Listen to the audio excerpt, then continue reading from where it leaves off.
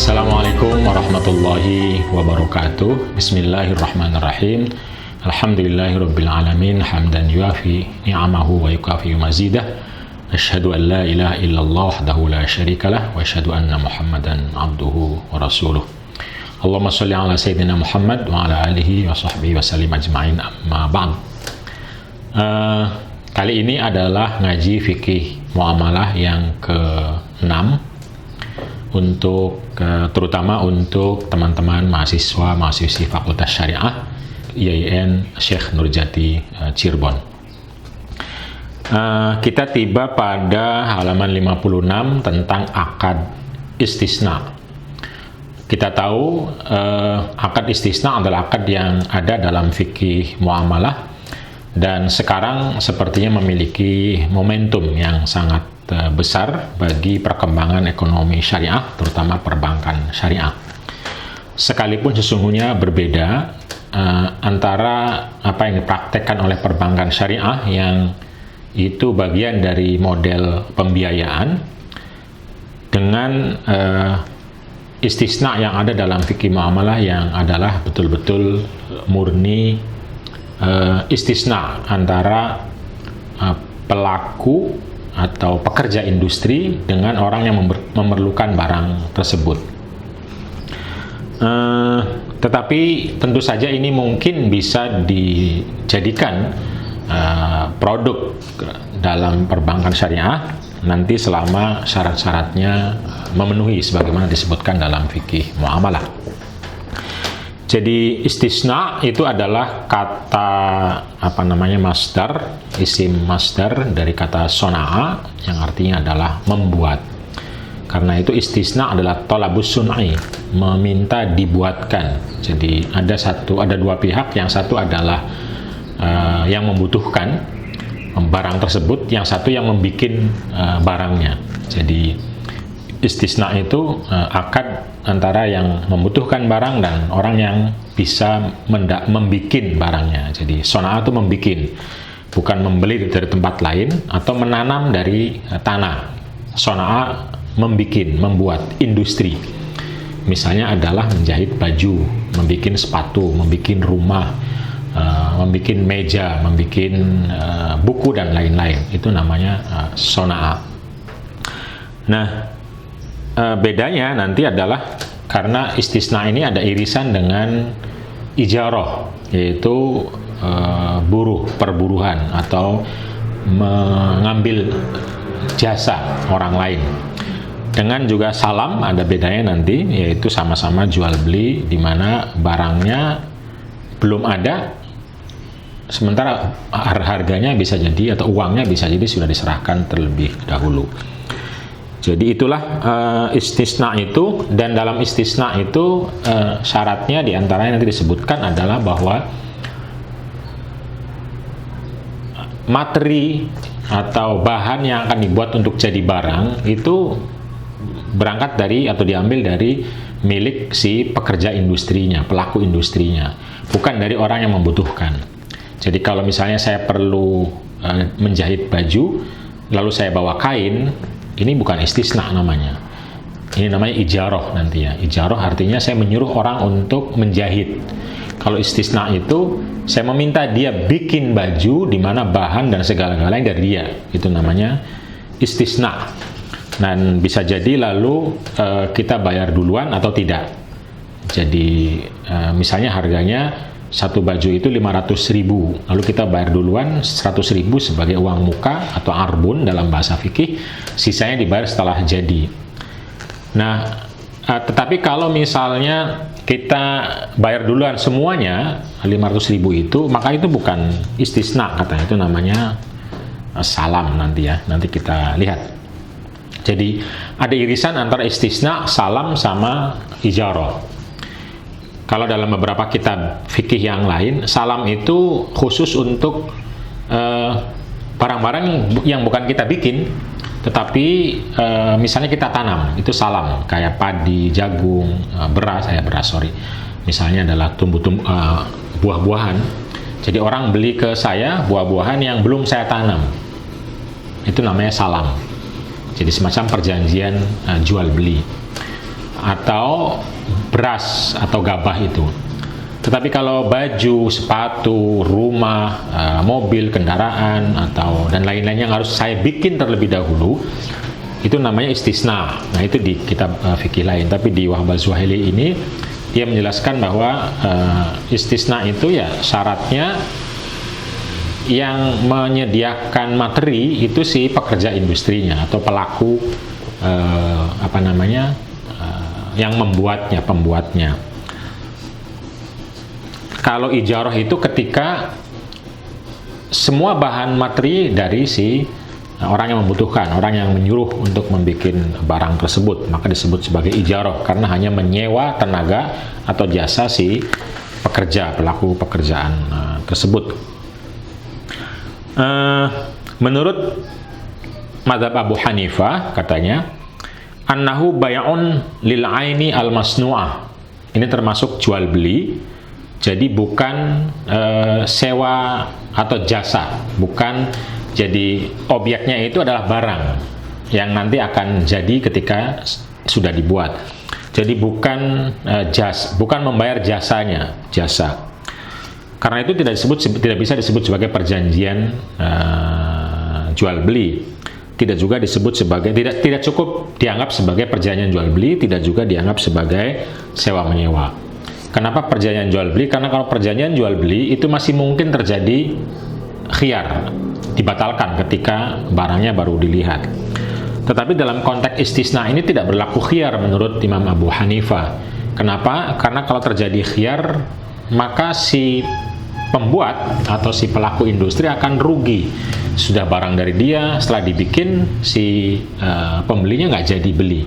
Ini kan merugikan. Nah, karena itu ini bukan janji jual beli, ini juga bukan sewa tenaga, tetapi objeknya adalah barang itu sendiri, dan begitu akad itu sudah dianggap lazim.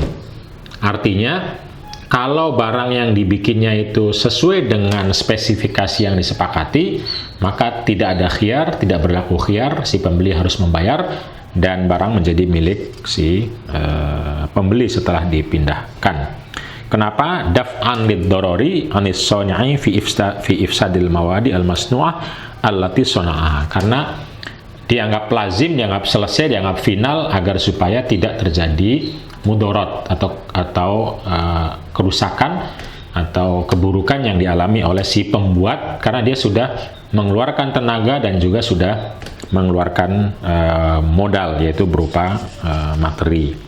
Jadi ini menurut mazhab Abu Hanifah, dan mazhab Abu Hanifah di sini dalam konteks istisna kata Syekh Wahb Az-Zuhaili menggunakan argumentasi istihsan. Ma ra'ahul muslimuna hasanan fahuwa 'indallahi hasanun. Jadi apa yang dianggap oleh umat Islam sebagai baik, maslahat, maka Allah juga menganggapnya sebagai baik dan maslahat. Karena ini maslahat, maka istisna menjadi boleh atau halal. Nah, apa saja syarat-syarat yang perlu ada dalam transaksi istisna agar supaya dia menjadi sah? Dalam mazhab Abu Hanifah ada 3 syarat yang harus dipenuhi ketika istisna. Pertama, bayanu jinsil masnu'i wa na'ihi wa qadrihi wa sifatihi. Jadi objek barang yang akan dibikinnya itu harus dijelaskan secara rinci, baik jenisnya, bentuknya, kualitasnya, kuantitasnya, modelnya, mungkin bisa jadi dengan gambar dan lain-lain yang lebih menjelaskan secara detail sehingga sehingga bisa mengantisipasi segala kemungkinan adanya ketidakjelasan yang mungkin akan membuat konflik antara dua belah pihak. Jadi sedetail mungkin agar tidak terjadi konflik atau hal yang akan mengantarkan kepada pertengkaran antara pembeli dan penjual. Yang kedua, anyakun al-masnu'u mimma yajri fihi ta'amulun nas. Jadi barang itu juga yang kira-kira sudah biasa dilakukan transaksi istisna oleh masyarakat secara umum. Jadi bukan sesuatu yang masih sulit, nggak jelas, penuh spekulasi dan lain-lain. Harus ada tradisi atau kebiasaan. Misalnya membuat sepatu itu sudah biasa, bikin kendaraan misalnya, dan lain-lain. Tapi tentu saja ini masih berkembang, model-model bentuk-bentuknya tergantung kondisi masyarakat, kemampuan masyarakat, adat, kebiasaan, dan tantangan-tantangan zaman. Yang ketiga adalah alla yudhkaro fihi ajalun muhaddad. Dalam istisna katanya tidak boleh menurut mazhab Abu Hanifah, atau minimal menurut pandangan utama dari Imam Abu Hanifah itu sendiri, itu tidak boleh dalam akad istisna ini disebutkan waktu selesainya kapan. Jadi si pembuat harus diberi keleluasaan untuk membuat semampunya, sebisanya. Ini istisna katanya. Kalau ada waktu yang disebutkan, maka bukan lagi istisna, tapi berubah menjadi akad salam. Jadi boleh, tapi nanti jadinya adalah akad salam menurut Imam Abu Hanifah. Tetapi menurut dua sahabat atau murid-murid beliau, yaitu Imam Abu Yusuf dan Imam Muhammad Asy-Syaibani, mengatakan bahwa penyebutan waktu nggak masalah dalam akad istisna, dan tidak merubahnya menjadi salam, tergantung kebiasaan masyarakat. Dan ini sepertinya yang diambil oleh fikih-fikih modern, terutama dalam masa Khalifah Utsmaniyah di majalah Al-Ahkam Al-Adliyah, atau kompilasi hukum Islam terkait dengan perdata dan perdagangan.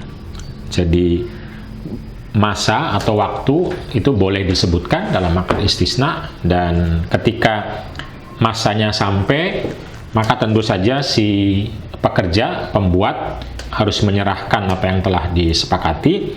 Dan ketika sudah ketika sudah sampai waktu yang disepakati dalam akad, ternyata barang belum jadi, maka menurut majalah Ahkam Adliyah dan menurut Wahbah Zuhaili sendiri, maka si pembeli atau si pemesan bisa punya opsi. Dia menunggu atau membatalkan karena dia merasa sudah tidak sesuai dengan akad. Jadi boleh membatalkan, boleh juga menunggu sampai barang itu jadi. Dan tentu saja seperti yang saya sebutkan sebelumnya, dalam mazhab Abu Hanifah ini semua ulamanya sepakat apabila si pekerja itu wa idza ja'a as-sani'u bi syai'il masnu'i ila al-mustasni'i fil waqtil muhaddad saqata khiyarus sani'. Jadi kalau sudah barangnya datang pada saat waktu yang telah disepakati, maka tidak ada lagi khiyar di tangan si pemesan, sehingga dia tidak bisa bilang nggak mau, nggak jadi, baru lihat barangnya. Nggak bisa, karena semua transaksi pemesanan memang pemesan dalam arti pembikinannya, bukan pesan barang jual beli. Jadi nanti beda, kalau pesan barang jual beli itu bukan istisna, artinya barangnya ada tetapi belum diambil atau belum dikirim atau belum dilihat, itu bukan istisna. Kalau istisna itu dibikin barangnya, dijahit dulu misalnya, dicetak dulu, bikin kue misalnya, dibikin dulu di dapur dan lain, bukan kue sudah ada tapi belum dikasihkan. Jadi pemesanan dalam arti istisna itu harus mengandung kata pembikinan, dibikin dulu baru barangnya ada. Nah, karena apa? Karena istisna nanti tidak punya khiyar si pembeli ketika barang itu jadi setelah dibuat dan selesai sesuai dengan waktu yang disepakati. Tetapi hak soni lebih besar sepertinya dalam buku ini dibanding si mustasnya.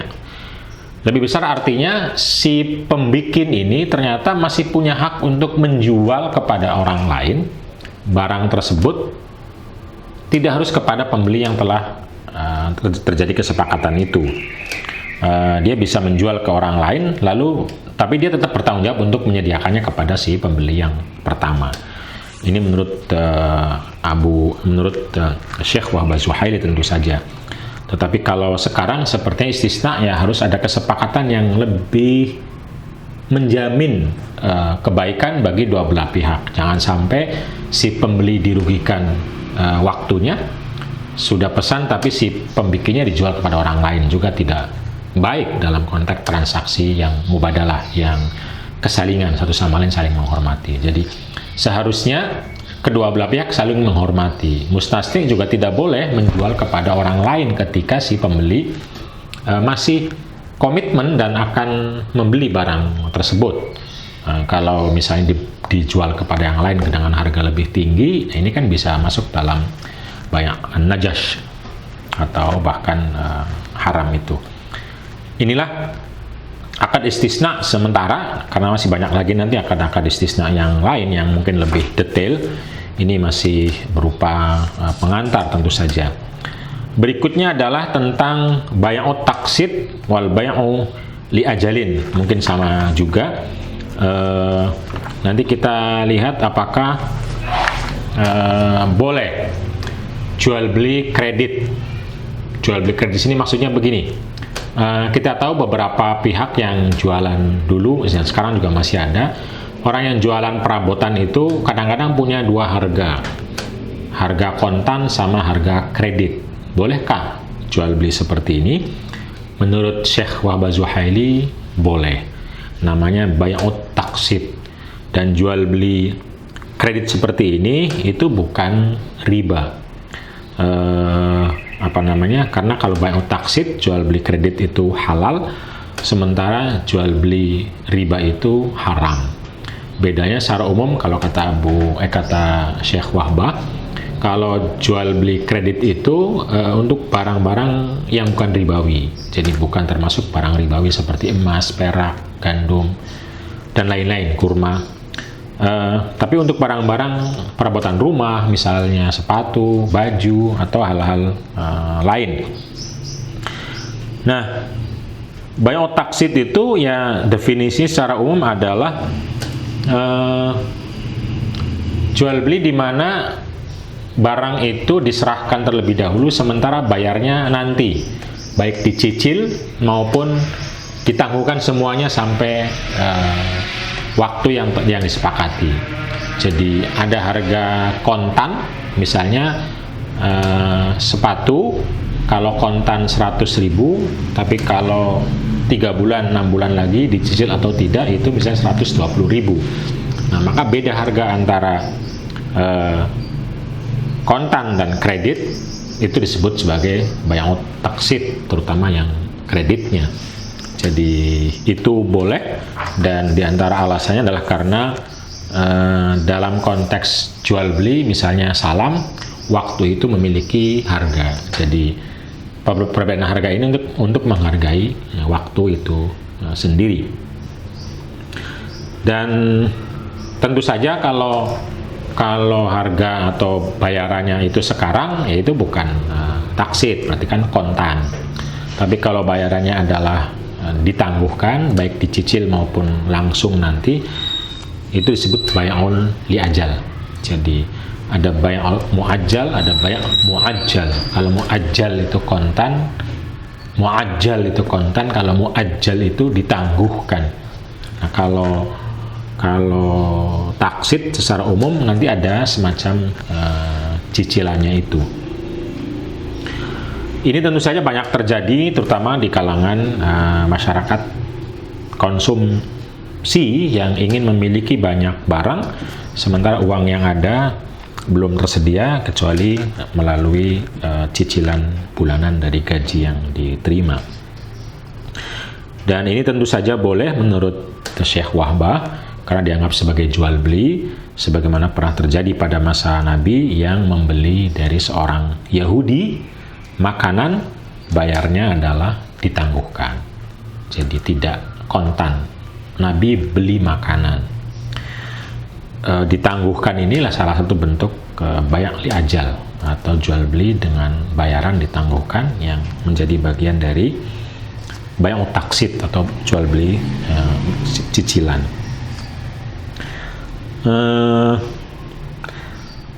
Beberapa mazhab tentu saja membolehkan, mungkin ada 1-2 juga tidak membolehkan karena dianggap bisa jadi dianggap mirip dengan riba karena ada harga yang berbeda. antara kontan dan kredit. Tetapi para ulama, sebagian besar, mayoritas ulama mengatakan boleh karena merupakan bagian dari transaksi yang tidak diharamkan, tidak ada nas teks yang jelas mengharamkannya, dan ini merupakan kemaslahatan manusia yang diperlukan secara umum. Jadi pertambahan antara kontan dan kreditnya itu tentu saja logik atau boleh karena untuk menghargai waktu, sebagaimana dalam bai' salam itu.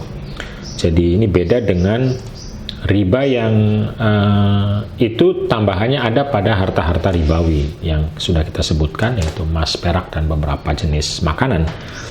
Atau sejak awal ada harga simbolik. Harga simbolik artinya bukan harga dari kesepakatan, tapi ingin meletakkan kepada barang itu harga lebih antara sekarang dan nanti. Jadi harganya ada di barangnya, bukan dari kondisi waktunya. Itu yang membuat riba, yaitu harga simbolik atau mungkin bahasa sekarang inflasi itu. Jadi itu yang dikatakan oleh Syekh Wahbah Zuhaili. Apakah lalu hal yastabihu bai'u taqsiti ma'al bai'ataini fi bai'atin al-manhi anhu? Apakah jual beli kredit di mana ada kontan dan kredit itu sama seperti dua jual beli dalam satu transaksi, sebagaimana yang diharamkan dalam hadis riwayat Abu Hurairah dalam Sunan Nasai, Ahmad maupun Turmudi. Nah, menurut Wahbah Zuhaili ini tidak berbeda. Jadi kalaupun kontan dan kredit yang bisa dianggap sebagai dua jual beli dalam satu jual beli, itu harus si pembelinya itu menawarkan secara langsung kepada si pembeli, tetapi lalu si pembelinya itu tidak menjelaskan mau memilih yang mana. Jadi si penjualnya misalnya begini, buku ini harganya jika kontan 100.000, jika kredit 120.000. Lalu si pembeli bilang, ya saya terima, saya beli. Tapi dia nggak jelas memilihnya apakah kontan apa kredit. Berarti kan sekali ucapan dua transaksi, kontan dan kredit. Tetapi kalau si pembelinya bilang, enggak saya belinya kredit, berarti kan cuma satu. Atau enggak saya belinya kontan, berarti adalah satu transaksi. Jadi yang dimaksud dua jual beli dalam satu transaksi adalah ketika dua-duanya diterima oleh kedua belah pihak, yaitu pembeli dan penjual. Seperti contoh yang disebutkan oleh Wahbah Zuhaili tadi. Jadi si penjualnya ngomong, saya jual buku ini dengan harga 100 kontan, 120 kredit. Lalu si pembelinya ngomong, iya saya terima, tapi tanpa kejelasan menerima yang mana, tanpa ada ketegasan menerima yang kredit atau yang kontan, sehingga tidak ada kejelasan harga, nggak ada kejelasan waktu. Yang ini akan terjadi konflik antara dua belah pihak. Nah, ini disebut sebagai dua transaksi dalam satu transaksi, atau dua jual beli, dua model, dua jenis jual beli dalam satu transaksi. Nah, ini yang tidak boleh menurut Wahbah Zuhaili, karena qabul atau penerimaan si pembelinya itu mubham, ghairu wadih, tidak jelas dan tidak bisa dipastikan, karena bisa jadi akan dituntut oleh si penjualnya dengan harga pertama atau bisa jadi dengan harga yang kedua. Karena itu perlu ditegaskan jual belinya ini mau kredit atau mau kontan.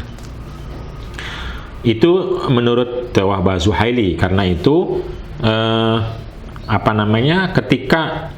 ketika jual beli itu kemudian diselesaikan dengan cara tegas dan jelas bahwa ini kredit atau ini kontan, maka jual beli itu tidak termasuk bai'atani fi bai'atin wahid, atau dua transaksi dalam satu transaksi. Tidak, tapi satu, yaitu kredit atau kontan, tidak dua. Dan ini tidak akan menimbulkan konflik karena dua belah pihak sudah sepakat. Sepakat kredit berarti harga kedua, sepakat kontan berarti harga pertama. Itu saja untuk kelas kali ini. Nanti kita akan ketemu lagi pada kelas berikutnya tentang jual beli produksi setahun dan jual beli berikutnya. Terima kasih. Wassalamualaikum warahmatullahi wabarakatuh.